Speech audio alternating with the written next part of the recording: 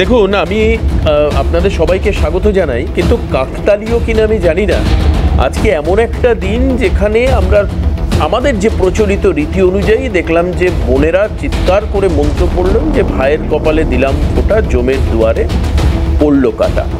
যখন বোনেরাই প্রার্থনা করছেন ভাইয়ের দীর্ঘায়ু কামনা এবং অসুর শক্তি বিনাশের জন্য, আমি আবারও বলছি যে কাকতালীয় কিনা জানি না, এই বাংলায় শহর কলকাতায়, আবারও বলছি শহর কলকাতায়, গ্রাম গঞ্জে প্রত্যন্তরে, দুর্গাপুরের জঙ্গলে বা গাইঘাটার মাঠে নয়, খোদ কলকাতায় এসএসকেএমে 15 বছরের এক নাবালিকাকে শ্লীলতাহানি করা হলো। কোথায় করা হলো? একেবারে এসএসকেএম হাসপাতাল চত্বরের মধ্যে ট্রমা কেয়ারের শৌচাগারে শ্লীলতাহানির শিকার 15 বছরের এক নাবালিকা। অভিযুক্তকে গ্রেপ্তার করেছে পুলিশ এবং তাকে একদিনের পিসি দেওয়া হয়েছে। আগামীকাল জবানবন্দি হবে যিনি ভিকটিম রয়েছে তার এবং তার পরবর্তীকালে আইনি প্রক্রিয়া চলবে। কিন্তু দেখুন, একই সময় আপনি গত 3-4 দিন মানে 72 ঘন্টা থেকে আপনি দেখুন, খেয়াল করুন, দেখতে পাবেন যে গাইঘাটায় ঠাকুর দেখতে বেরিয়ে নির্যাতিত হয়েছেন একজন নির্যাতিতা। তার বক্তব্য উঠে এসছে কিভাবে মদ্যপ যুবকেরা কি করে তাদেরকে মলেস্ট করেছে, সেটা সামনে এসছে। মারামারি, রক্তারক্তি হয়েছে। দ্বিতীয়ত, আপনারা জানেন যে উলুবেড়িয়াতে হাসপাতাল চত্বরের মধ্যেই ডাক্তারকে থ্রেট করা হয়েছে, বিভিন্ন অকথা কুকথা। সেখানকার যিনি নার্স ছিলেন তাকে এই শ্লীলতাহানির শিকার হতে হয়েছে এবং তার লাইফ থ্রেট সেটাও দিয়েছে। এই ঘটনাও 3 জনকে এখনো পর্যন্ত গ্রেপ্তার করা হয়েছে। অন্যদিকে কোচবিহারে দেখে অবাক হলাম যে এক বৃদ্ধার প্রতি, আপনাদের সেই রানাঘাট ঘটনার কথা মনে আছে, বৃদ্ধা নানকে শারীরিক নির্যাতনের শিকার হতে হয়েছিল। আর এবার কোচবিহারের ক্ষেত্রেও আমরা সেই ছবি গতকাল দেখলাম। আমরা আলিপুরের ক্ষেত্রে দেখলাম একটি বাচ্চা মেয়ে যার বয়স মাত্র 11 বছর, প্রবল অত্যাচার, বাবা মার অত্যাচারে তাকে প্রাণ ত্যাগ করতে হলো। আমি যদি অটোপসি রিপোর্টকে ধরি বা পোস্টমর্টেম রিপোর্টকে ধরি, এই সব কিছু নিয়ে আমি কেন আজকের দিনে দাঁড়িয়ে কথা বলছি যে নারীদের জীবন, তাদের চালচলন, তাদের প্রথাগত যে কনভেনশনাল সমাজ ব্যবস্থা, তার থেকে যদি তারা একটু বেশি বেরিয়ে আসবার চেষ্টা করেন, কাজে কমে যান, তারা নিরাপদ নয়। সেটা এই ঘটনাগুলো দিয়ে সার্বিক পরিস্থিতি বিচার না করলেও প্রমাণিত হচ্ছে যে যে কোনো সময়ে যে কোনো জায়গায় এই ধর্ষণের ঘটনা বা নির্যাতনের ঘটনা ঘটতে পারে। আজ ধর্ষিতা হতে গেলে কামদুনির ওই আলের মাঠে যাওয়ার প্রয়োজন নেই। শহর কলকাতায় আরজিকর প্রমাণ করে দেয় যে ঝাঁ চকচকে শহরের মধ্যে নিরাপত্তা বলয়ের মধ্যে ঢুকে একজন ধর্ষক ধর্ষণ এবং খুন করতে পারে। এসএসকেএম আবার প্রমাণ করে দিল, উলুবেড়িয়ার হাসপাতাল, আবার শরৎচন্দ্র চট্টোপাধ্যায় হাসপাতাল আবার প্রমাণ করে দিল যে হাসপাতাল চত্বর বা স্বাস্থ্যগণ্ডি এটা নিরাপদ নয়। ঠাকুর দেখতে বেরোনোটা সার্বিকভাবে নিরাপদ নয়। আমি আবারও বলছি, সার্বিকভাবে রাজ্যের পরিস্থিতি তা নয়, কিন্তু নিরাপদ নয়। যে কোনো জায়গায় যে কোনো বিপদ ঘটতে পারে। আসুন আপনাদের সঙ্গে পরিচয় করিয়ে দিই যাদের সঙ্গে আজকে এই ভাইফোঁটার দিনে, ভাতৃদ্বিতীয়ার দিনে ভাইয়েদের ভূমিকা নিয়ে আলোচনা করব। আমাদের আজকে প্যানেলে এখানে যারা রয়েছেন সবাই পুরুষ। হয়তো তারা কেউ না কেউ কারুর না কারুর থেকে ফোঁটা নিয়েছেন, কারুর না কারুর দাদা, যেহেতু তারা অথবা ভাই, যেহেতু তারা রাজনীতি করেন, সার্বিকভাবে তাদেরও বোনেদের রক্ষা করার একটা ন্যূনতম দায়িত্ব তো ডেফিনেটলি রয়েছে, এটা কেউ অস্বীকার করতে পারবেন না। কে কার অবস্থান কিভাবে ব্যাখ্যা করবেন এবং কেন এই ঘটনা, তার পিছনে কি কারণ, এগুলো আমরা আলোচনা করব। আসি আমরা প্রথম স্বাগত জানাবো আজকে বিজেপি মুখপাত্র দীপ্তাশ্ব যশ আমাদের সঙ্গে উপস্থিত আছেন, দীপ্তাশ্বকে। দ্বিতীয়ত অনির্বাণ আমাদের সঙ্গে রয়েছেন, আইনজীবী, অবশ্যই রাজ্যের শাসক দল এবং প্রশাসন পন্থায় বিশ্বাসী, উনি সেটা নিয়ে কথা বলবেন। চন্দন চ্যাটার্জি আমাদের সঙ্গে রয়েছেন, বাম মুখপাত্র। আমি স্বাগত জানাই চন্দনদাকে। আজকে প্রাক্তন পুলিশ কর্তা অনিল জানা আমাদের সঙ্গে স্টুডিওতে রয়েছেন। আমি 4 জনকে স্বাগত জানাই। আমাদের সঙ্গে আজকের এই প্যানেলে শাশ্বতী ঘোষ, সমাজকর্মী, তিনিও উপস্থিত হবেন কিছুক্ষণ পর। আমি একেবারে প্রথম অনির্বাণের কাছে যাওয়ার আগে অনির্বাণকে আমি 2টো বক্তব্য শোনাবো। অনির্বাণ বক্তব্যটা শুনুন, আপনারাও শুনুন। সেটা হচ্ছে গাইঘাটাতে যে পুজোতে ঠাকুর দেখতে বেরিয়ে নির্যাতিত হলো সে এবং তার তাকে বাঁচাতে যাওয়া তার দাদা, তারা কি বলছেন আমি পরপর আপনাদেরকে শোনাই, বুঝতে সুবিধা হবে, অনির্বাণেরও বলতে সুবিধা হবে। শুনুন। ছেলে বাচ্চা, মানে আমাদের থেকে অনেক জুনিয়র, ওরা মনে হয় 12-13 বা ম্যাক্স টু ম্যাক্স ফার্স্ট ইয়ারে ভর্তি হয়েছে হয়তো বা, বিচ্ছিরিভাবে স্ল্যাং ল্যাঙ্গুয়েজ ইউজ করে। অ্যান্ড আমার যে ফ্রেন্ড গাড়ি চালাচ্ছিল ওর হাতটা ধরে দাঁড় করিয়ে আমার মানে গায়ের মধ্যে ঢুকে আসার চেষ্টা করে, ওকে তত সময় মুখে পাঞ্চ করা হয়ে গেছে অ্যান্ড হাতে বাইট। অ্যান্ড তারপরে দাদারা গেলে তাদেরকে প্রত্যেকটা পার্সনকে হেনস্থা করা হয়। নাম বাপ্পা বলে বলছিল, বাপ্পা তুই বেরিয়ে যা। অ্যান্ড সে কারোর ইনফ্লুয়েন্সিং কোনো পার্সনের ভাইজি বা কিছু হতে পারে। যারা ওখানে ছিল তারা 4 জনকে জাস্ট বা মানে তাড়িয়ে দেওয়ার মতন, মানে বের করে দেওয়ার মতন সিচুয়েশন ক্রিয়েট কর। সকলে ড্রিঙ্কস করা এন্ড কি করা, আরও হয়তো হাই কিছু, আই ডোন্ট নো, ড্রিঙ্কস তো ডেফিনেটলি ছিল। সভ্য ভাষায় কথাবার্তা বলছে, ঘিরে ধরেছে। এ তখন বললো যে এরা আমাকে মেরেছে একজনকে। আমি বললাম দাদা আপনি মারছেন কেন? দিয়ে আমাকে হচ্ছে সেখান থেকে পাঞ্চ করলো প্রথমে মাথায়, আমি পড়ে গেলাম। তারপরে আমার বুকের উপরে শুয়ে 4-5টা নাক দিয়ে রক্ত প্লাস হচ্ছে এখানে পুরো টোটাল ফুলে গেছে। একটা মেয়ের উপর এরকম অত্যাচার চলছে।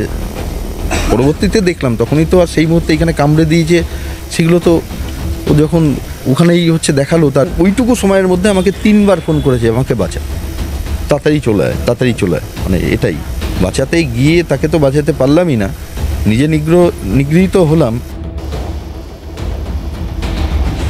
আমি অনির্বাণের কাছে যাব। অনির্বাণ, তাহলে কি এই ঠাকুর দেখতে যাওয়া, ঘুরতে বেরোনো বা এই যে বাইরে বেরোনো রাতের বেলায়, এটা সম্পূর্ণভাবে নিষিদ্ধ করা উচিত? এই কারণের জন্যই কি ঘটনাগুলো ঘটছে? আমার দ্বিতীয়ত প্রশ্ন, যারা ওখানে অপরাধী হিসাবে চিহ্নিত হচ্ছে তাদের বয়স অত্যন্ত কম, কোন কারণের জন্য কম বয়সী ছেলেরা এই ধরনের অপরাধ মনস্কতার দিকে যাচ্ছে? তৃতীয়ত, এই যে পর্যাপ্ত পরিমাণে ড্রিঙ্কস করা, আমি অ্যাটলিস্ট এটা দেখেছি রাস্তায় পুলিশ পাহারা দেয় এবং ড্রিঙ্ক অ্যান্ড ড্রাইভের ক্ষেত্রে মুখে নল ঢুকে টেস্ট করা, আমরা সবাই যারা রাস্তায় বেরো এই ছবি বহুবার দেখেছি।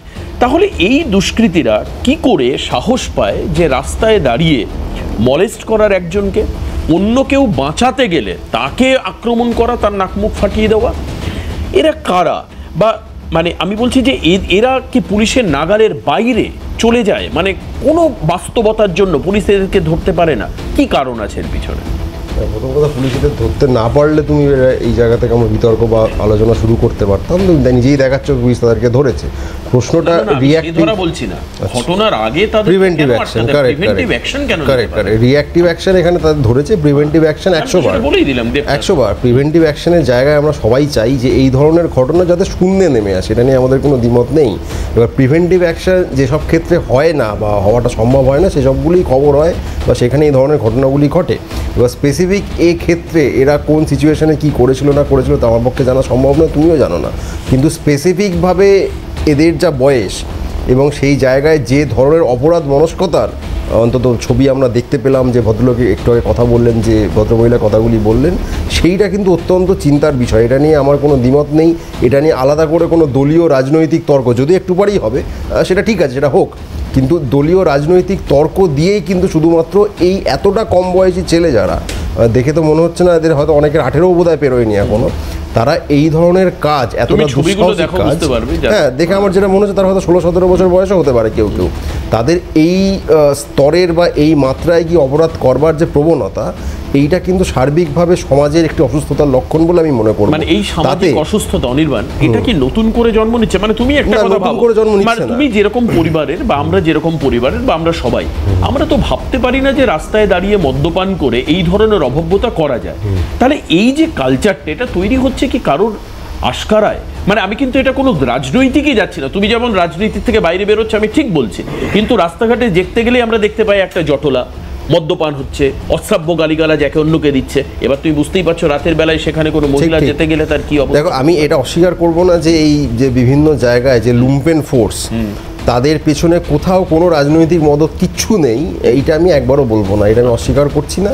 এবং বিভিন্ন জায়গায় যারা ভেস্টেড ইন্টারেস্ট নিয়ে রাজনীতিতে থাকেন, তাদের মধ্যে যারা শাসক দল ঘনিষ্ঠও হন, আমি এটা কোনো অস্বীকারের জায়গায় নেই যে শাসক দলে যারা থাকেন তাদের এই সমস্যা অনেক বেশি হয়, যে যারা এই ধরনের লুম্পেন ফোর্স নিয়ে ডিল করে নিজেদের ভেস্টেড ইন্টারেস্টের কারণে তারা জেনারেলি চেষ্টা করে শাসক দলের সঙ্গে থাকবার।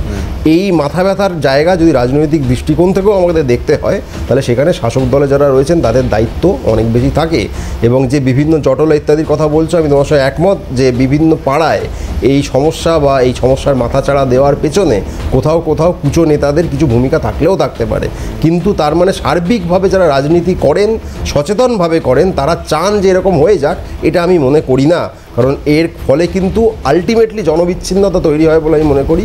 এবং যে কোনো রাজনৈতিক দল, সে যে দলই হোক না কেন, যতই ক্ষমতাশালী হোক, তারা যদি একবার জনবিচ্ছিন্ন হওয়া শুরু হয়, তার কি হতে পারে তার উদাহরণ আমার বাঁদিকেই বসে রয়েছেন বামপন্থী নেতা চন্দনদা, খুব ভালোভাবে এটা বলতে পারবেন। না, এটা রাজনৈতিক আক্রমণ হতে পারে, কিন্তু এই সমালোচনা আমার মনে হয় চন্দনদা অগ্রাহ্য করবেন না। একই সঙ্গে যারা শাসন ক্ষমতায় রয়েছেন, আগামীতে থাকবেন, অন্য কোথাও রয়েছেন, যেখানেই থাকুন, এটা কিন্তু তাদের কাছেও একটা শিক্ষণীয় বিষয় যে জনবিচ্ছিন্নতার কারণ হতে পারে এমন কোনো ঘটনায় যদি তাদের কেউ জড়িত থাকেন, তার পেছনে আশকারা দেওয়ার কোনো কারণ থাকতে পারে না।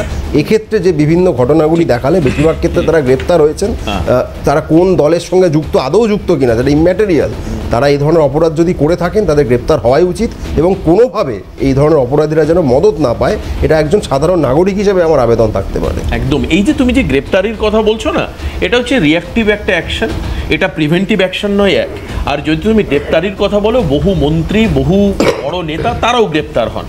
আমি যদি এখন দীপ্তাশ্বর কাছে যাই, বা এই যে তুমি যে বলছো না যে এদের আশকারার কারণটা খুঁজে পাওয়া যাচ্ছে না, আমি গত অন্তত পক্ষে বছর তিনেকের প্রোগ্রামের যদি একটা সিনপসিস বার করি, তাতে বারবার রাজনীতির মঞ্চে যখন আলোচনা হয়েছে, তুমি জানবে এই ভাঙড়েও এক তরতাজা যুবক, তাকে পিটিয়ে মেরে ফেললো এই মদের আসর থেকে। এরকম একের পর এক ঘটনা, আমাদের সবটা স্মৃতিভ্রষ্ট হয়ে যায়। যদি আমরা রেকর্ড করি, দেখতে পাবো একের পর এক এই মদের আখড়া থেকে মারধর, গন্ডগোল। কয়েকদিন আগে পানিহাটি বা ব্যারাকপুর এলাকায় এক শিক্ষককে, এক সজ্জন ব্যক্তিকে কিভাবে বেদম প্রহার করা হলো, তারপর তাকে অভিযোগ করলো, তারপর গ্রেপ্তার কিন্তু হচ্ছে। কিন্তু এই যে লুম্পেন গোষ্ঠী যেটাকে বলা হয়, বা যারা দুষ্কৃতী, এরা আমার গত 3 বছরের রাজনীতির অভিজ্ঞতায়, রাজনৈতিক প্রোগ্রাম করার অভিজ্ঞতা থেকে আমি বলছি, এরা নাকি রাজনীতির কাছে বা রাজনৈতিক নেতাদের কাছে মদতপুষ্ট হন। একটাই কারণ আমার উঠে এসছে, সেটা হচ্ছে ভোট বাক্স। এদেরকে ভোটের সময় কাজে লাগানো হয়, এদের ইউটিলিটিটা নাকি ভোটের জন্য। সেই জন্য সব কিছু দেখেও, সব কিছু শুনেও চুপ করে থাকতে হয়। মনের ভেতর ইচ্ছা আছে আমি প্রতিবাদ করি, কিন্তু যখনই আমার সেই পারসেপশন কাজ করছে যে এরা তো ভাই ভোটের সময় কাজে লাগবে, তখন আমাকে চুপ করে থাকতে হয়। দীপ্তাশ্বর, এই ধরনের ঘটনার পেছনে কি ধরনের মদত থাকতে পারে? আমি আজকে একবারের জন্যও পুলিশি গাফিলতি বলবো না, কারণ ম্যান টু ম্যান পুলিশকে দিয়ে পুলিশ প্রহরা সম্ভব নয়। এবং প্রত্যেকটি ক্ষেত্রে আমরা দেখেছি, যে কটা ঘটনা প্রত্যেকটাতে গ্রেপ্তার হয়েছে। আপনি উলুবেড়িয়ার নার্সকে অশ্রাব্য কথা, 3 জনই গ্রেপ্তার হয়েছে, 3 জন এখনো পর্যন্ত গ্রেপ্তার হয়েছে। এই ক্ষেত্রে গাইঘাটায় গ্রেপ্তার হয়েছে, দুর্গাপুর গ্রেপ্তার হয়েছে। পুলিশ কিন্তু প্রত্যেক ক্ষেত্রে পদক্ষেপ নিয়েছে, কিন্তু কোন কারণের জন্য অপরাধ মনস্কতা তৈরি হচ্ছে? দীপ্তাশ্বর, না দেখুন, প্রথম কথা, একটা তো সামাজিক অবক্ষয় হচ্ছে, যে কারণে আমরা দেখছি অল্প বয়সী ছেলেরা তারা মদে আসক্ত হচ্ছে, বিভিন্ন ধরনের নেশায় আসক্ত হচ্ছে। সেই একটা সামাজিক অবক্ষয় তো হচ্ছেই এই যুগে, এটা তো অস্বীকার করার কোনো জায়গা নেই। এটা সামাজিকভাবে মোকাবিলা করতে হবে। এবার এর পেছনে কী কী কারণ থাকতে পারে? একটা হচ্ছে, দেখুন, আমাদের রাজ্যে এখন এমন একটা পরিস্থিতি দাঁড়িয়েছে যেখানে আগে একটা সময় ছিল যখন ছেলেরা মেয়েরা পড়াশোনা করতো, করে জানতো যে তারা একটা চাকরি পাবে। বর্তমানে এমন একটা পরিস্থিতি দাঁড়িয়েছে যেখানে পাওয়া চাকরি তাদের চলে যায়, 26,000 চাকরি চলে যায়, এবং তারা কোনো ভবিষ্যতের দিশা দেখতে পাচ্ছে না। দ্বিতীয় আরেকটা হচ্ছে যে রাজ্যের মুখ্যমন্ত্রী স্বয়ং বলেন যে রাত্রি 8টার পরে মেয়েদের বেরোনো উচিত নয়, তাহলে সেইটা একটা কিরকম নিরাপত্তাহীনতার তৈরি করে। আচ্ছা, যারা শিক্ষকের চাকরি পাবে বলে মাইন্ডসেট করছে, তারা নিশ্চয়ই রাস্তায় দাঁড়িয়ে মদপান করবে, সামাজিক না, একটা জিনিস আপনি বুঝতে পারেন যে সামাজিক অবক্ষয়টা এই কারণেই তৈরি হচ্ছে যে পড়াশোনা করে একটা ভবিষ্যতের মানুষের দিশা থাকে, সেই দিশাটাই পাচ্ছে না এই রাজ্যের যুব সমাজ। যে কারণে আপনি দেখুন বিভিন্ন অশ্লীল রিল তৈরি বেড়ে গেছে। কারণ অশ্লীল রিল তৈরি হচ্ছে কারণ তার নিশ্চয়ই শ্রোতা আছে, তার নিশ্চয়ই দর্শক আছে, সেই জন্যই তৈরি হচ্ছে। তো সেই সামাজিক অবক্ষয় তো হচ্ছে। কিন্তু যখন রাজ্যের মুখ্যমন্ত্রী বলেন যে রাত্রি 8টার পরে মেয়েদের বেরোনো উচিত নয়, বা মেয়েদের রাতের আমার মনে হয় ডিউটিতে কি যাওয়া বলতো, উচিত সেই নয়। এক জায়গাটারও না মিনিট, রাজনীতিকরণ করা না উচিত। না দেবাশিস দা, রাজনীতিকরণ নয় তখন মানে এটা এই মুখ্যমন্ত্রী বলছেন বলে ধর্ষণ হচ্ছে, মন্তব্যগুলো এটা কিন্তু না, নয়। এই মন্তব্যগুলো একটা সার্বিক নিরাপত্তাহীনতা এটা সৃষ্টি দীপ্তাংশু, করে। আমি আশা আজকে করেছিলাম আপনি যে বলুন মদের দোকানকে না না আপনি যত্রতত্র লাইসেন্স না না দেওয়ার আমি একটা আসছি কারণ তাতেও থাকতে পারে এর পিছনে। তাতেও আসছি পাড়ার তাতেও মধ্যে, আসছি। লোকালয়ের না, না, মধ্যে, তাতেও আসছি। অ্যাপার্টমেন্টের নিচে না না মদের আসছি। দোকানের আজকে লাইসেন্স দেখুন পেয়ে আজকে একটা রাজ্য সরকার তার মূল উপার্জনের জায়গা হয়ে গেছে মদ বিক্রি, ফলে আমরা দেখছি যত্রতত্র মদের লাইসেন্স, মদের দোকান খুলে গেছে। এবং সেই এখন এমন পরিস্থিতি দাঁড়িয়েছে যে আগে যেখানে মদের দোকানে গেলে মদের দোকানদার হয়তো একবার জিজ্ঞেস করতো বয়স কত বা দেখে বুঝতে পারলে ভাগিয়ে দিত, এখন আর সেই পরিস্থিতিও নেই, এখন আর কেউ দেখছেও না। তো এবার এই জায়গা থেকে আজকে আপনি দেখুন উলুবেড়িয়ার ঘটনা বললেন, উলুবেড়িয়ার ঘটনায় মূল অভিযুক্তকে তিনি একজন হোমগার্ড। তো হোমগার্ড মানে তিনি পুলিশ ফোর্সের অংশ, পুলিশ তো একটা ট্রাফিক গার্ডের একজন হোমগার্ড শেখ বাবুলাল। হ্যাঁ তিনি পুলিশ ফোর্সের অংশ, পুলিশ তো একটা ডিসিপ্লিন ফোর্স। তো সেখানে কি রকম ডিসিপ্লিন হচ্ছে যে যেখানে এরকম আজকে আরজি কলেজ ধৃতকে সে এটা একজন একটা বড় কারণ, এটা অনির্বাণের এই যে অস্থায়ী হোমগার্ড নিয়োগ বা যে গ্রিন পুলিশ নিয়োগ বা যে সিভিক ভলেন্টিয়ার, অনির্বাণ এই ক্ষেত্রে আমরা একের পর এক দেখতে পারি প্রপার স্ক্রুটিনি হয় না। দেখো তোমার কাছে একটা বড় উদাহরণ হচ্ছে আরজি করের ঘটনায় এই যে সঞ্জয় রায়, যাকে এখনো আপাত পর্যন্ত সিবিআই, কলকাতা পুলিশ এবং কোর্ট যাকে এখনো পর্যন্ত আজকের দিন অবধি অপরাধী মনে করছে, সেও কিন্তু এই সিভিক পুলিশের একটা অংশ। সে ঘুরছে কলকাতা পুলিশ কমিশনের মোটরসাইকেল নিয়ে, আরজি করে গিয়ে সে ধর্ষণ করছে। তুমি ভাবা যেতে পারে এরপর যে স্ক্রুটিনির কথা তোমরা বারবার করে বলেছিলে যে নিয়োগের ক্ষেত্রে স্ক্রুটিনি হবে, যারা এই ধরনের কাজ করবে তাদেরকে ভালো করে একটা রিফ্রেশিং জায়গা থেকে নিয়ে যাওয়া হবে, তাদেরকে ট্রেন করা হবে, একটা জায়গাতে হয়েছে, একটা জায়গা। দেখো যে কোনো ফোর্স যদি আমি বলি, সেটা সিভিক ভলেন্টিয়ার হোক, পুলিশ হোক বা অন্য যে কোনো কাডার হোক, সেখানে 100% মানুষ তারা একদম একই রকম সৎ হবেন, একই রকম সচ্চরিত্র হবেন, এটা আমরা অবশ্যই চাইতে পারি, সেটা আমাদের উইশ হতে পারে। সবসময় সেটা হয় কি, এই প্রশ্নটা থাকবেই যে কোনো সিস্টেমে, সেটা পুলিশ ফোর্স হতে পারে। আমি যদি এক্সাম্পল হিসেবে বলি, পুলিশ ফোর্সের অধিকাংশ মানুষ তারা সৎ বলেই আমরা বিশ্বাস করি, কিন্তু 100% কি সৎ? এটা কি অনিলদা বহুদিন পুলিশে চাকরি করেছেন, অনিলদা বুকে হাত দিয়ে বলতে পারবেন যে যতজনের সঙ্গে তিনি কাজ করেছেন 100% সৎ ছিল? দেখো আমরা চাইতে পারি, বিচার ব্যবস্থা বলো, পুলিশ ব্যবস্থা বলো, রাজনীতি বলো, এমনকি তোমাদের সাংবাদিকতার পেশাতেও বলো, তুমি নিজে বুকে হাত রেখে বলতে পারবে যে কেউ তোমাদের গোটা যে স্ফিয়ারটা রয়েছে, কেউ এখানে কোনো নির্দিষ্ট দলের হয়ে এজেন্ডা চালানোর জন্য সাংবাদিকতা করে না? সেটা তো তুমিও বুকে হাত রেখে বলতে পারবে না যে সব আইনজীবী। হ্যাঁ পারবো না তো, আমি সেটাই বলছি, একদমই পারবো না। একদম, আমি তো বললাম বিচার ব্যবস্থা, শব্দটা তো ব্যবহার করলাম যে কোনো ব্যবস্থাতেই 1 থেকে 100 সবাই একই রকম সচ্চরিত্র, এইটা আমরা কেউ বলতেই পারবো না।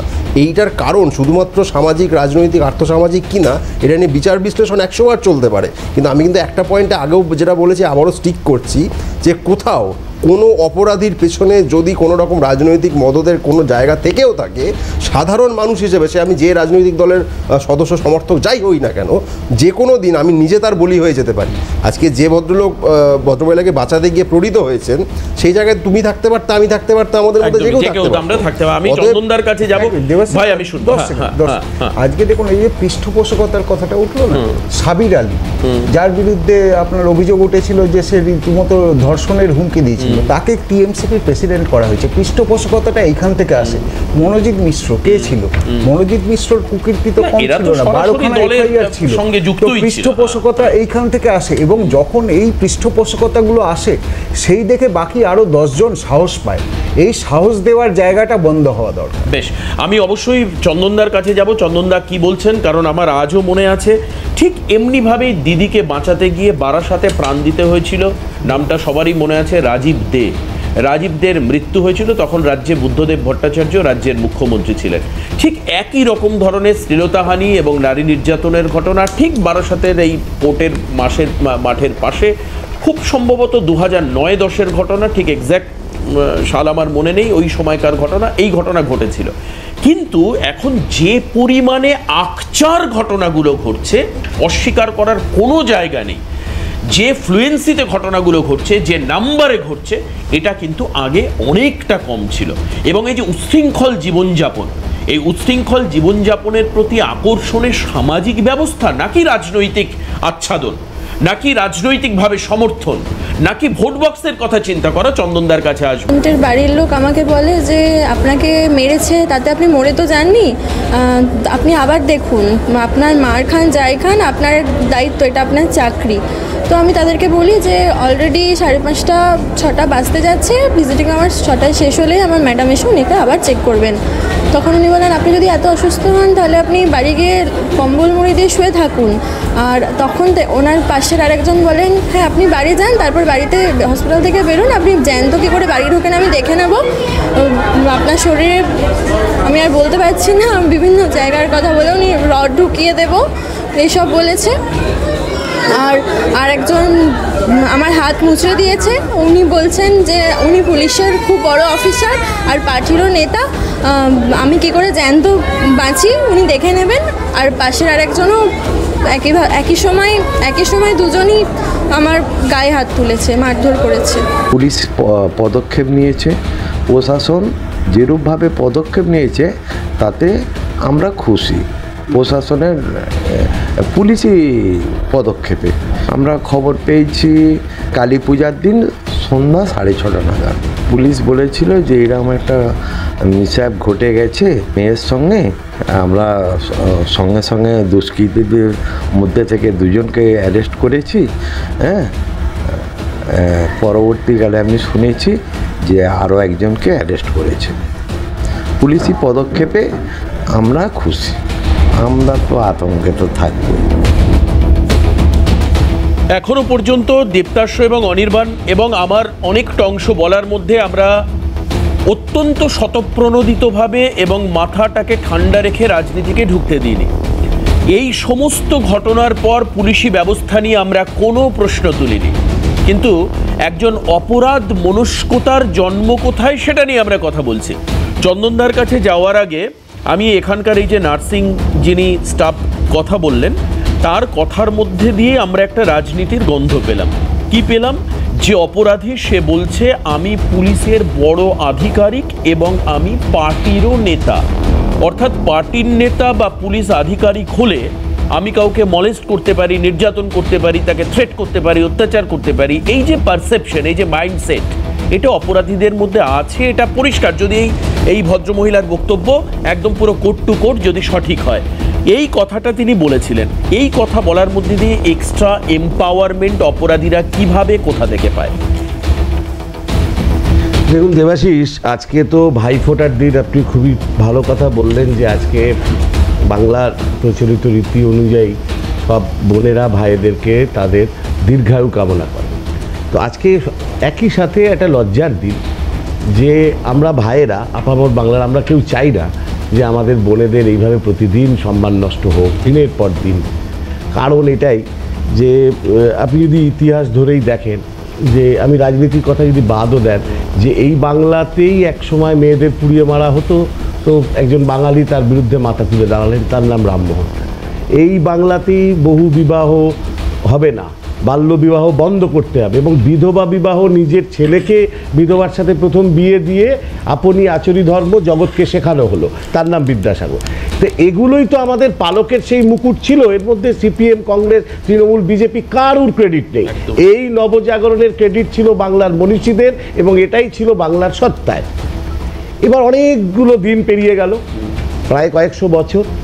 কোনো মুখ্যমন্ত্রী যদি বলেন 12:30টার সময় মেয়েটা বেরিয়েছিল, লাভ অ্যাফেয়ার, প্রেগনেন্ট ছিল, খদ্দেরের সাথে দরাদরি, আমি একটা রাজনীতির কথা বলছি না, এই শব্দগুলো যদি বেরোয়, ঠিক অনির্বাণ বুদ্ধিমান ছেলেও হয়তো বলবে এরম ঘটনা কতই ঘটে বলে মুখ্যমন্ত্রী জ্যোতি বসু বলেছিলেন, আমি বলে দিচ্ছি এরম বলবেন।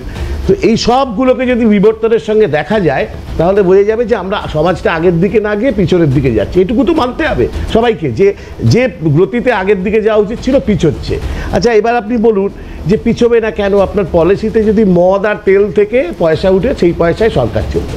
মদ আর তেল, মদ থেকে আপনি জানেন গোটা 2020-21-এ 18,000 কোটি টাকা ইনকাম, 2022-23-এর 22,000 কোটি টাকা ইনকাম মদ থেকে হয়। আপনি 8,000 স্কুল বন্ধ করে দেবেন, 7,746টা মদের দোকান নতুন করে খুলেছেন। আপনি তথ্য দেখুন, প্রায় সমান সমান। আপনি গোটা ভারতবর্ষের রেশিও আসুন, গোটা ভারতবর্ষে একদম হাইয়েস্ট ফিগারটা যদি 80,000 হয় মদের দোকান, তার 1/10 8,000 আমাদের বাংলায়।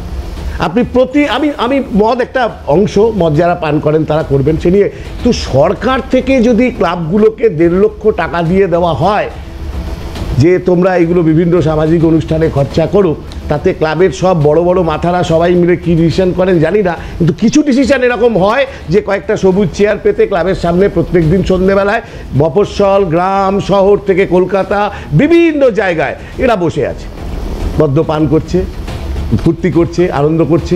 আমি বলছি সরকারের দৃষ্টিভঙ্গিটা তো হওয়া উচিত যে আমার 8,000 স্কুল বন্ধ হয়ে গেল, আমার 26,000 শিক্ষক তৃণমূল নেতারা পয়সা খেয়েছে বলে তারা রাস্তায় দাঁড়িয়ে পড়লো, তা আমার চাকরি করার উপায়, আমার ছেলেরা ভালো করে লেখাপড়া শিখলে কাঁধে ব্যাগ নেবে, আর কম লেখাপড়া শিখলে পিঠে ব্যাগ নেবে, নিয়ে বোম্বাই ভারতবর্ষের নানান প্রান্ত ঘুরে বেড়াবে কোথায় রোজ বেশি আছে বলে।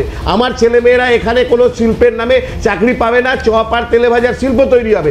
সরকারকে তো এটা বুঝতে হবে, এটা তো সাধারণ মানুষের কথা, এটা হচ্ছে পরিবেশ তৈরি করছে। আমি এমন বলছি না যে ধর্ষণ এই পৃথিবীতে প্রথম হলো, আমি আবার বলছি যে যেভাবে এগিয়ে যাওয়ার কথা সেভাবে পেছিয়ে দিচ্ছেন। আপনি সরকার হয়ে আপনি পুলিশকে বারবার বলছেন, আপনি পুলিশ বলার আগে আমাদের রাজ্যের একজন মানুষ তিনি নিজে ঘোষণা করে দিচ্ছেন, মাননীয় মুখ্যমন্ত্রী নিজেই কোন কেসের কী হয়েছে, কী ব্যাপারে, এটা লাভাফিয়ার, ওরটা খদ্দের, এটা এই ঘটনায় সুইসাইডের ঘটনা, এটা প্রেম ঘটিত, এটা অমুক, এগুলো থেকেই তো আজকে এরা বল লাভ করছে। যারা এই ধরনের পিসার, যারা জমের দুয়ারে পড়লো কাঁটা করে, দুয়ারে জম হয়ে দাঁড়িয়ে পড়ছে পশ্চিমবাংলার প্রতিটা ঘরে ঘরে, দুয়ারে জম প্রকল্প চলছে, প্রত্যেক দিন মা বোনেদের ওপর অত্যাচার, আর ব্যানারে লেখা হচ্ছে বাংলা নিজের মেয়েকে চায়। বাংলার নিজের মেয়েদের প্রতিদিন রক্ত বেরোচ্ছে এই বাংলায়। মাননীয় মুখ্যমন্ত্রী চুপ করে বসে আছেন কেন? কেন? একটা শক্ত ঘটনার কথা আপনি বলুন, একটা যে কোনো আইন যা করছে, আদালতে যা হবে নিশ্চয়ই অনির্বাণরা ওখানে কেউ প্লিড করবে, যেমন কপিল সিবাল করলেন আরজি করের কেসে। কি বলেছিলেন আমাদের মনে আছে তো?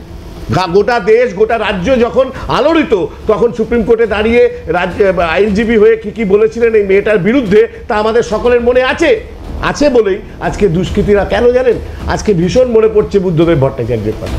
বুদ্ধদেব ভট্টাচার্য বেশি কথা বলতেন না, কবিতা টবিতা তো অত জানতেন না, ফতাঞ্জলিও লেখেননি, কিন্তু এটুকু বলেছিলেন যে এই রাজ্যের সরকারটা দুষ্কৃতীদের সরকার, দুষ্কৃতীরা মনে করে এটা আমাদের সরকার। আজকে অক্ষরে অক্ষরে প্রত্যেকটা কথা মিলে যাচ্ছে। প্রতিটা পাড়ায় আপনি যে কোনো দুষ্কৃতকারীর পর সে বলছে আমি তৃণমূল করি, চাকরি চুরি তৃণমূল করবে, বাড়ি চুরি তৃণমূল করবে, পাথর চুরি তৃণমূল করবে, ধর্ষণের ঘটনা থাকলে সেখান থেকে আপনি চোখ বুঝে বলে দিতে পারেন এর সঙ্গে তৃণমূলের কেউ না কেউ আছে।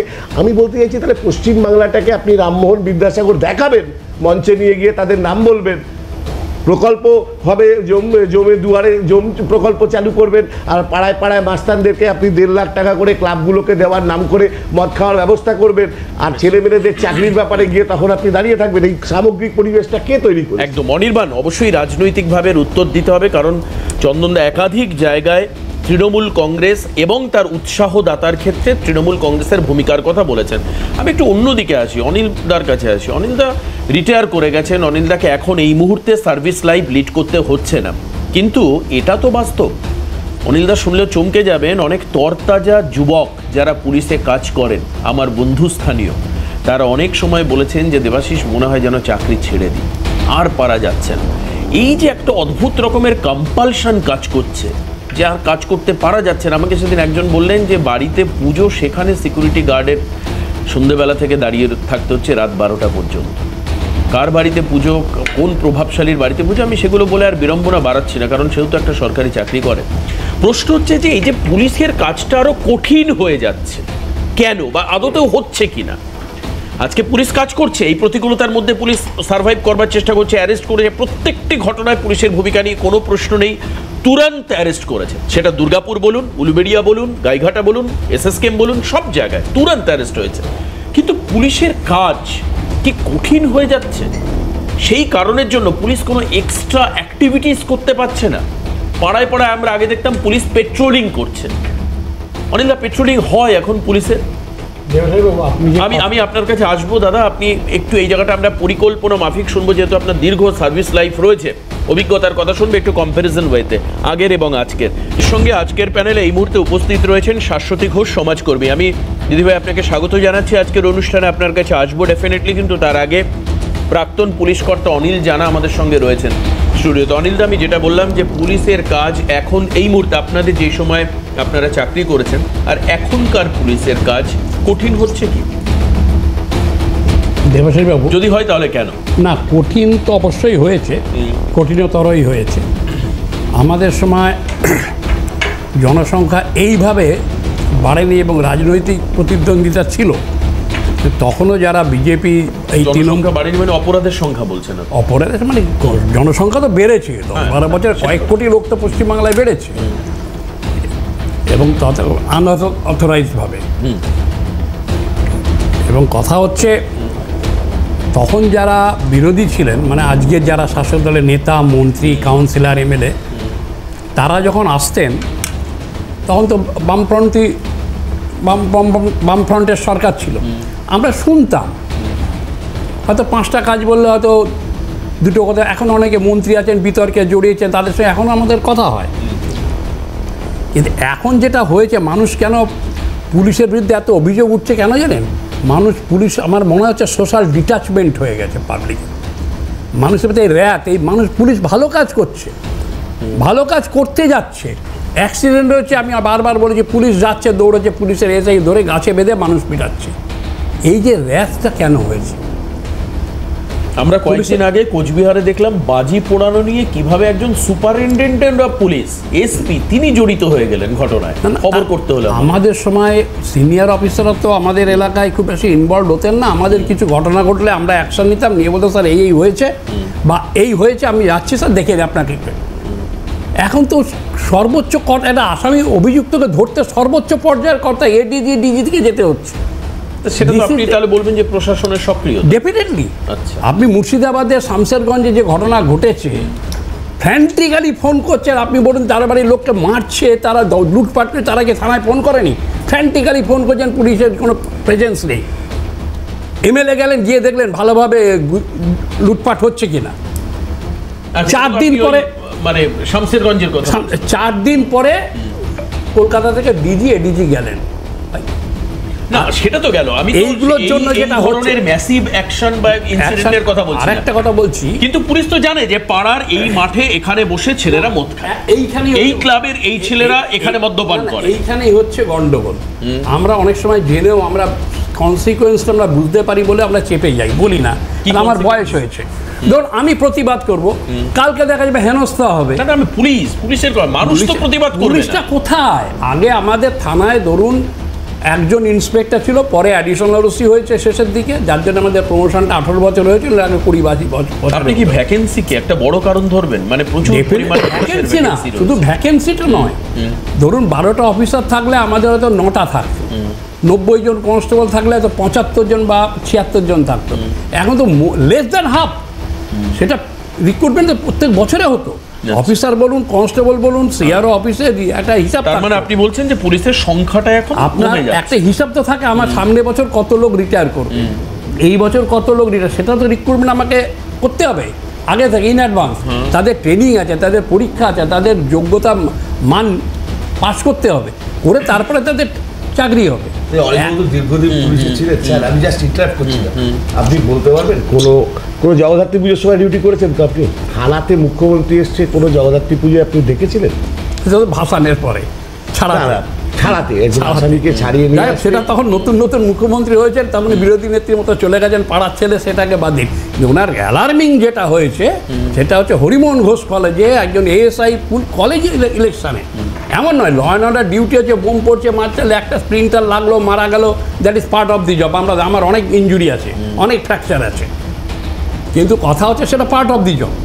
কিন্তু কলেজ ইলেকশনে মারা গেলেন একজন এএসআই, কেস লেখার জন্য commissioner of police, chief of the force, forthwith transfer. আপনি তাপস চট্টোপাধ্যায়, তাপস চৌধুরীর কথা বলছি, এএসআই তাপস চৌধুরী কমিশনার ছিলেন। তারপরে আপনি বলুন পার্ক স্ট্রিট ঘটনায় যেটা হয়েছে, একটা কিছু তো ঘটেছে, ছিলেন 4 জন। না কোথাও দাঁড়িয়ে আপনারা, আমি দেখছি আপনার কথায় সরাসরি পুলিশ মন্ত্রী এবং চন্দনদার কথাতেও রাজ্যের স্বরাষ্ট্রমন্ত্রী তথা পুলিশ মন্ত্রী মমতা বন্দ্যোপাধ্যায়ের বাক্যকে আপনারা দায়ী করেন। না বাক্যকে কেন, তার বক্তব্যকে, তার ইনিশিয়েটিভকে। She is the home minister ভাই, স্বরাষ্ট্র দপ্তর ওনার। ম্যাডাম দময়ন্তী সেন আইপিএস, উনি আমার ডিসি ছিলেন, আমি যখন এসি সেন্ট্রাল, আমি দেখেছি ডাইনামিক অফিসার, এবং চেয়ারটা ছোটোখাটো হলো, ফিল্ডে কিন্তু উনি বিরাট চেয়ারা নেন, অ্যাকশনে যথেষ্ট ভালো, ডিসিসিভ, খুব ডিসিসিভ।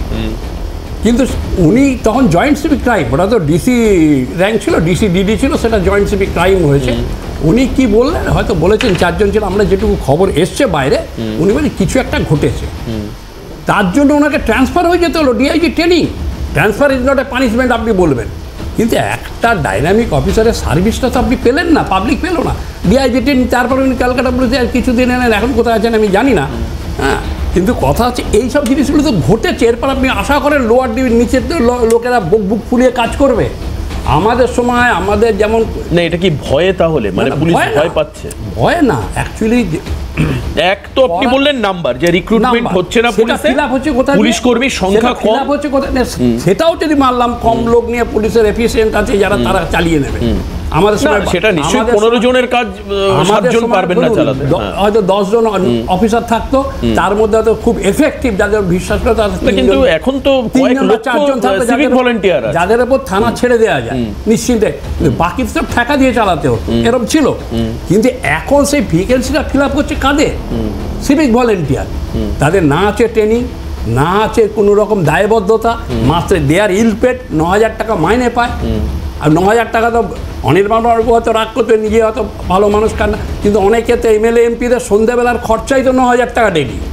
কি বলছেন? যা ছবি দেখা যায়, আর কি বলছেন আপনি? আচ্ছা, 2-1 মহিলা এমপির ছবি তো দেখা গেছে, ভিডিওর ধারে কামাটি ফামাটি, আপনি চলে যান না, 9,000 টাকা একটা সন্ধ্যেতে। আপনি আমরা যেখানে থাকি সেখানেও দেখবেন পাড়ায় পাড়ায় যে ঠিক হচ্ছে, লোকে বলে না, এই জন্য প্রতিবাদ করে না। প্রতিবাদ করতে আপনি হরিদেবপুরে মাছ গতবারে কি হয়েছিল মনে আছে? বারণ করতে গেছেন, ভদ্রলোককে বেশি দাম মেরেছে, তারপরে তার মা বলছে আমি যাবো, তুমি বলছে আমি থানায় যাবো, তার বৃদ্ধা মা বলছে আমিও যাবো, তোকে একা ছাড়বো না। এই ভয়ের ফিলিংসটা আসবে কেন? আর আপনি তারপরে এদের কোনো দায়বদ্ধতা কি আছে? 9,000 টাকা মাইনে পায় মাত্র, আপনি তাতে থেকে আমি আপনার থেকে 30,000 টাকা মাইনে পাবে, ট্রেনিং থাকবে। আমি মূল কথা বুঝেছি, এক হচ্ছে ট্রেনিং, এক হচ্ছে সংখ্যা, দ্বিতীয়ত বলছেন যে যাদের দায়বদ্ধতা, এবং যারা সিভিক ভলান্টিয়ার হিসাবে ঢুকছে তারা ট্রেন্ড নয়, তারা প্রপার এটিকেট অর্থাৎ পুলিশের যে নিয়ম কানুন সেই সম্পর্কেও তারা সেই অর্থে অজ্ঞ নয়। যদিও কিছুক্ষণ আগে অনির্বাণ সেটা কিছু অংশে স্বীকার করে নিয়েছে যে সবাই এফিসিয়েন্ট হবে এরকম নয় না, most of them party man in uniform, একদম most of them party man in uniform, party man in uniform, খুব ভয়াবহ ব্যাপার।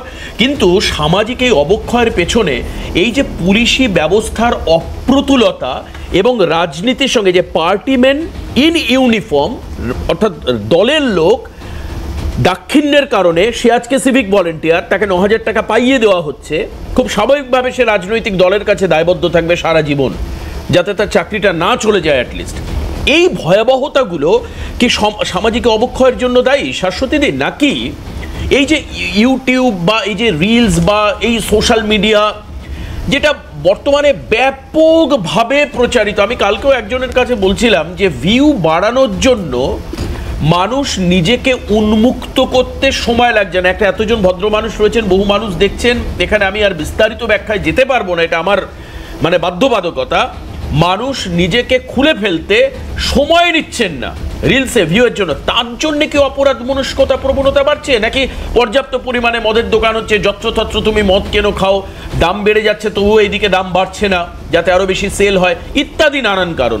সামাজিক অবক্ষয় যে হচ্ছে এর বিষয়ে তো কোনো সন্দেহ নেই। কি কারণ রয়েছে আপনার থেকে জানবো। একটা ক্রমের জন্য কোন কারণটিকে সব থেকে বেশি সমাজ ব্যবস্থায় পরিবর্তন প্রয়োজন, শাশ্বতীদি কি বলবেন? আমার 3টে জিনিস বলার আছে, আশা করছি পুরোটা বলতে পারবো। প্রথম প্রশ্ন হচ্ছে যে দেখুন, সামাজিক অবক্ষয় কেন বলবো? আজকে একটা বাচ্চা ছেলে সে একটা নারী শরীরের ছবি দেখছে, বা হয়তো একটা তার থেকে বড় অন্য কিছু, হয়তো একটা যৌন সঙ্গমের ছবি দেখছে, ছবি দেখে একটা কিশোরের মনে হচ্ছে যে আমিও কেন এটা করতে পারি না, এবং সে হয়তো তার থেকে আরেকটু বাচ্চা আরেকটা মেয়ের ওপর সেই পরীক্ষাটা করছে। এইটার মধ্যে সামাজিক অবক্ষয় আপনি কেন বলবেন? এটা তো তার পক্ষে স্বাভাবিক কৌতূহল, তার কৌতূহলটা স্বাভাবিকভাবে মেটানোর রাস্তা না থাকলে সে এই রাস্তাগুলো নেবে, প্রথম প্রশ্ন। দ্বিতীয় প্রশ্ন হচ্ছে যে তাকে তার বাবা মা হয়তো বলছেন মিথ্যে কথা বলবে না, পরীক্ষার হলে টোকাটুকি করবে না, কিন্তু সে বাড়িতে দেখছে যে তার পরিবারের লোকেরাই বিভিন্ন রকম ভাবে ঠকাচ্ছে, হয়তো কাজের মেয়েকে কম মাইনে দিচ্ছে, বা তার কোনো নানান রকম ভাবে তাকে ঠকাচ্ছে বা মানুষকে ঠকাচ্ছে। ফলে সে ভাবছে যে আমার বাবা মা আমাকে যদি এই কথা বলে নিজে একটা অন্য আচরণ করতে পারে, তাহলে আমার সেখানে করার অন্যায়টা কোথায়? ফলে তার কাছে ন্যায় অন্যায়ের বোধের জায়গাটা খুব হালকা হয়ে যাচ্ছে, খুব সেই সীমারেখাটা তার কাছে খুব ক্ষীণ হয়ে যাচ্ছে। এটা হচ্ছে আমার দ্বিতীয় প্রশ্ন। কাজেই এখানে এই প্রশ্নগুলোকেও কিন্তু একই সঙ্গে কোথাও ধরা দরকার। তৃতীয় প্রশ্ন হচ্ছে, এটা হয়তো কিছুটা অনিলদার কথাকেই সাপোর্ট করে হবে, সেটা হচ্ছে যে আপনারা জানেন যে একটা তো হচ্ছে পুলিশ কর্মীদের সংখ্যা কম, দ্বিতীয় কথা হচ্ছে বহুদিন ধরে 1985 সাল থেকে পুলিশ কমিশনের সমস্ত রিপোর্টে বলা হচ্ছে তদন্ত এবং আইন শৃঙ্খলা রক্ষা এই দুটো ক্ষেত্রে পুলিশকে সম্পূর্ণ আলাদা রাখতে হবে। অর্থাৎ যে লোকটি দুর্গাপুরের তদন্ত করছে তাকে যদি আজকে দুর্গাপুরের ধরুন কালী পুজোর সময় আইন শৃঙ্খলা রক্ষা করতে পাঠানো হয়, তাহলে তার পক্ষে কিন্তু দুটো কাজেই সমান দক্ষতা বা সমান সময় দেওয়া মুশকিল। ফলে সেই জায়গাটা পুলিশের জায়গায় সেই জায়গাটা গুরুত্ব দিয়ে দেখা, সেটা 9,000 টাকা সিভিক ভলান্টিয়ার দিয়ে হয় কিনা, এইরকম একটা ফোর্স তৈরি যে ফোর্স একদিকে আইন শৃঙ্খলা রক্ষা করবে, অন্যদিকে তদন্ত করবে, সেই তফাৎটা করা সম্ভব হয় কিনা আদৌ আমরা জানি না। আজকে যদি কার্নিভালে টাকা না দিয়ে পুলিশ কর্মীদের উপর, তাদের কল্যাণের উপর এবং তাদের সংখ্যা বাড়ানোর উপর যদি আজকে সরকার কোনোভাবে ব্যয়টা করতে পারত তার বাজেটের মধ্যে, কারণ যেটা আপনারা দেখবেন যে আমাদের বলা হচ্ছে ফরেনসিক রিপোর্ট আসতে এত দেরি হয়।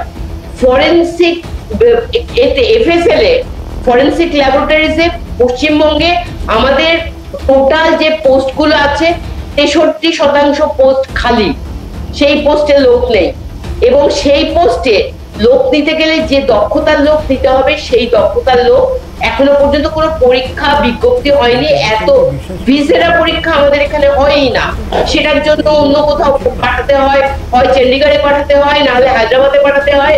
এই জায়গাগুলো হয়তো অনিলদা আমার থেকে আরো ভালো জানবেন। ফলে যদি পুলিশ তদন্ত এই ব্যাপারটাকে দ্রুততার জায়গায় এবং গুরুত্ব দিয়ে আনা না হয়, কারণ আজকে যেটা বলা হচ্ছে সবাই, কালকেও যেটা দেখলাম নির্মল বাজি বললেন যে উলুবেড়িয়ার ঘটনা 3 ঘন্টার মধ্যে 3 জনকে গ্রেফতার করা হয়েছে। আমার প্রশ্ন হচ্ছে ঘটনাটা ঘটবার সাহস লোকে কি করে দেখাবে? আজকে যখন ফিরাদ হাকিম বললেন যে ঘটনার 1 ঘন্টার মধ্যে লোকটিকে চিহ্নিত করে গ্রেফতার করা হয়েছে, লোকটি এই কাজ করার সাহস দেখায় কি করে? আমার প্রথম প্রশ্ন তো হচ্ছে এই সাহস দেখানোটা দিনে দিনে বাড়ছে, এবং এইটা বাড়ছে বলেই আজকে ল কলেজের ঘটনা ঘটছে, আজকে উলুবেড়িয়ার ঘটনা ঘটছে, আজকে এই বাংলা ইনস্টিটিউট অফ নিউরোলজির এই ঘটনাটা। আপনি একদম যেখানে শাশ্বতীদি বলছেন আমরা শুরুই করেছিলাম, সেখানে এই মেরুদণ্ডের জোরটা পাচ্ছে কোথার থেকে, যে যেখানে এই সাহস ঘটানোর সময় পাচ্ছে। কিন্তু অনির্বাণ তো এটা বলতে পারবে না, যে কারণ অনির্বাণ তো মনোবিদ নয়। অনির্বাণ হয়তো এটা বলতে পারবে যে কেন পুলিশের নিয়োগ নেই, কেন এফএসএল টেস্ট ল্যাবে লোক নেই, কেন বিভিন্ন যে সমস্ত মানে ক্ষেত্রে দেখা যায় হসপিটালে যাচ্ছে সেখানে ডাক্তার নেই। এই যে অপ্রতুল লোক সংখ্যা, অনির্বাণ এই জায়গাটা পূরণ করলে হয়তো বা মানুষ আরো বেটার গভর্নেন্স পেতে পারে। একটা গভর্নমেন্টের কাছ থেকে মানুষের চাওয়ার থাকে গভর্নেন্স, সেটা মানুষ পেতে পারতো, সেটা কেন করা হচ্ছে না? তাহলে কি এই যে সামাজিক প্রান্তিক প্রকল্প দিতে এই সরকারের অনেক বেশি খরচা হয়ে যাচ্ছে, যার জন্য এটা ব্যালেন্সটা ডিসব্যালেন্স হয়ে যাচ্ছে? যদি এখানে খরচের কথা আসো, তাহলে এখানে রাজ্যের প্রাপ্য যে অর্থ 1,70,000 কোটি টাকা, সেটার প্রসঙ্গও আসবে, এবং সেটা গেলে আজকে আলোচনাটা একদম অন্য ডিরেকশনে চলে যাবে। আমি চন্দনদার একটা কথার উত্তর দিয়ে বাকিটা শেষ করছি। চন্দন, এখানে গাইঘাটার একটি ঘটনা দিয়ে আমরা অনুষ্ঠান শুরু করেছিলাম। গাইঘাটার থেকেই সামান্য দূরে সুটিয়া বলে একটি গ্রাম আছে। 2000 সালে 1 দিন 2 দিন 1 মাস 2 মাস নয়, টানা 2 বছর সেখানে তৎকালীন শাসক দল ঘনিষ্ঠ দুষ্কৃতী সুশান্ত চৌধুরী এবং তার দলবল এক টানা গণধর্ষণ এবং হত্যা, এক টানা 2 বছর, মাইন্ডেড, এটা কিন্তু 1 দিন 2 দিন 1 মাস 2 মাস, এক টানা 2 বছর তারা চালিয়েছিল। অবশেষে বরুণ বিশ্বাস, তার নাম আশা করি আমরা অনেকেই জানি, তার নেতৃত্বে যে প্রতিবাদ আন্দোলন গড়ে ওঠে, তার কারণে তবে গিয়ে পুলিশ বাধ্য হয় তাকে গ্রেপ্তার ইত্যাদি করতে। অর্থাৎ এমনিতে প্রশাসন কিন্তু সজাগ ছিল না। 2000 সালে মুখ্যমন্ত্রী ছিলেন মাননীয় জ্যোতি বসু। 2001 সালের পর আপনি বললেন এখন আপনার গায়ে লেগে যাচ্ছে। এটা গায়ে লাগার কিছু নেই, দর্শকদের কেউ সেইটা থেকে অনুপ্রেরণা পেয়েছে যে এখন প্রতিদিন ঘরে 5 জন করে আমার হাতে সময় নাই, এটা ভাগ্যের বিষয়। মিডিয়াদের দায়িত্বে কি তুমি ছিলে? মিডিয়ার দায়িত্বে কি দলের তরফে তুমি ছিলে না তো? আমাকে বলে দিতে দাও। তৎকালীন 2000 থেকে 2002 সালের মধ্যে যে ঘটনা, কলকাতা থেকে মাত্র কিছু কিলোমিটার দূরে একটা গ্রামে, এগুলো কি অনুপ্রেরণা আজকে প্রতিদিন মেয়েদের ধর্ষ নামে? আমার প্রশ্নই আছে হচ্ছে সমাধান। বেশ, আর হাতে সময় নেই, প্লিজ প্লিজ। আমি সবাইকে ধন্যবাদ জানাবো আজকে অনুষ্ঠান উপস্থিত হওয়ার জন্য। ঠিক যখনই তর্ক বিতর্কের জায়গাটা তৈরি হলো, আসলে কি এটা আরো অনেক বেশি সময় ধরে একটা এই সামাজিক অবক্ষয় নিয়ে বা মানসিক অবক্ষয় নিয়ে বা রাজনৈতিক স্ট্রেচারাল অবক্ষয় নিয়ে আলোচনা হওয়া উচিত, যেটা আমাদের ব্যর্থতা। আমরা আপনাদেরকে সময় দিতে পারি না। প্রত্যেকের সুবক্তা, প্রত্যেকের কাছে বলার অনেক কিছু ছিল, কিন্তু সময়ের কাছে আমরা হার মেনে যাই। দেখুন, ঘড়ির কাঁটা বলছে বিদায় নিতে হবে। আমি ধন্যবাদ জানাবো অনিল দাকে, চন্দন দাকে, অনির্বাণকে, দীপ্তাশ্বকে এবং শাশ্বতীদিকে। আশা করব আপনাদের এই সংঘবদ্ধ উদ্যোগে এই সমাজ থেকে ধর্ষণ এবং ধর্ষক এই দুটো শব্দই আমরা আগামী দিনে মুছে দিতে পারবো। কে লাল, কে গেরুয়া, কে সবুজ, কে নীল আর কে খাকি, এটা দেখার কথা নয়। ধর্ষণ যে কোনো জায়গায় হতে পারে, যে কোনো সময়, যে কারোর সঙ্গে হতে পারে। কাজেই এটাকে সিরিয়াসলি দেখা উচিত, রাজনৈতিক তর্কের জায়গা থেকে নয়। আজকে এখানে অনুষ্ঠান শেষ করব। পরবর্তী খবরের জন্য নজর রাখুন ক্যালকাটা নিউজে।